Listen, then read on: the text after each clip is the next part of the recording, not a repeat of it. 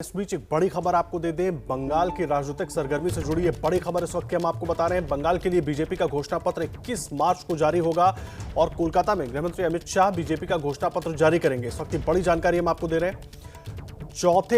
चौथी लिस्ट कल ही उम्मीदवारों की बीजेपी की तरफ से जारी की गई थी और अब जो बड़ी जानकारी हम आपको दे रहे हैं वो ये है कि कोलकाता में अमित शाह बीजेपी का घोषणा पत्र 21 मार्च को जारी करेंगे।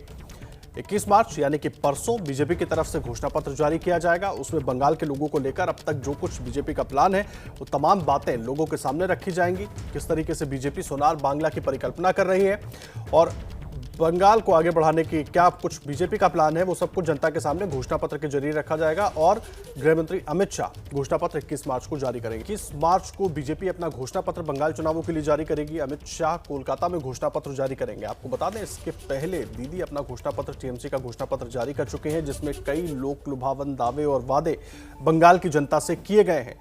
अब 21 मार्च को बीजेपी का घोषणा पत्र अमित शाह जारी करेंगे कोलकाता में। क्या कुछ बीजेपी के घोषणा पत्र में होगा, इस पर निगाहें सबकी टिकी रहेंगी। लेकिन फिलहाल ये बड़ी जानकारी हम आपको दे रहे हैं। ममता ने परसों जारी किया था घोषणा पत्र, जिसमें कई लोक लुभावन वादे किए गए थे। खास करके द्वारे द्वारे राशन योजना, विधवा पेंशन के तौर पर 1000 रुपए देने की बात, निम्न आय वर्ग के लोगों को सालाना 6000 रुपए दिए जाएंगे, गरीब SC/ST को सालाना 12000 रुपए दिए जाएंगे, 5 लाख रुपए का स्वास्थ्य बीमा जारी रहेगा, छात्रों के लिए विशेष क्रेडिट कार्ड का इंतजाम। मनोज्ञा लोईवाल हमारे सहयोगी जुड़ गए इस वक्त। मनोज्ञा, परसों दीदी ने जब घोषणा पत्र जारी किया था, बहुत सारे लोक लुभावन दावे और वादे किए थे। अब बीजेपी परसों करेगी, यानी कि 21 तारीख को करेगी अपना घोषणा पत्र लॉन्च, अमित शाह करेंगे। क्या उम्मीद करें बंगाल की जनता के लिए, क्या कुछ होगा उनके पिटारे में? काफी कुछ होगा। देखिए, कई वादे और दावे कर चुके हैं। सबसे पहले एबीपी न्यूज पर हम ये खबर ब्रेक कर रहे हैं, क्योंकि चुनाव मतलब एबीपी न्यूज और बंगाल से जुड़ी हर खबर सबसे पहले आ रही है, जिसमें ये बता रहे हैं आपको कि गृह मंत्री अमित शाह 21 तारीख को पार्टी का मैनिफेस्टो रिलीज करेंगे शाम के समय। ये बड़ी बात इसलिए है क्योंकि अभी तक उन्होंने बतौर पार्टी अध्यक्ष सारे मैनिफेस्टो दिए हैं, लेकिन ये पहला मौका होगा जब बतौर गृह मंत्री किसी राज्य का वो इस तरह से मैनिफेस्टो रिलीज करेंगे। बंगाल के लिए खास तौर से, जहां पर बीजेपी मानती है कि उनके लिए ये बड़ी चुनौती है बंगाल को जीतना, जहां एक और दीदी है तो वहीं दूसरी ओर दादा हैं।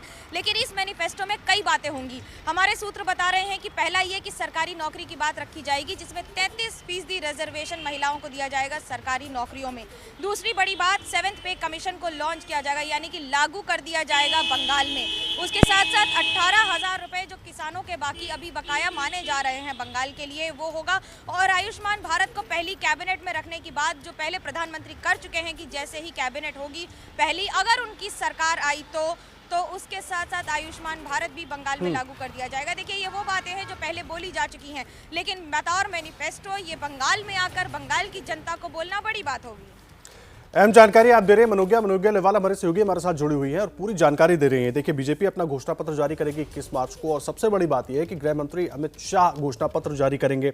सरकारी नौकरी की बात जिस तरह से मनोज्ञा बता रही है कि सरकारी नौकरी को लेकर बीजेपी बात कर सकती है और उसमें 33% आरक्षण महिलाओं के लिए हो सकता है। किसानों के लिए जो 18,000 रुपए की बात बीजेपी की तरफ से बार बार उठाई जा रही थी कि ममता सरकार की तरफ से वो लिस्ट नहीं दी गई, इसलिए वो फायदा किसानों को नहीं पहुंचा, वो देने की बात है।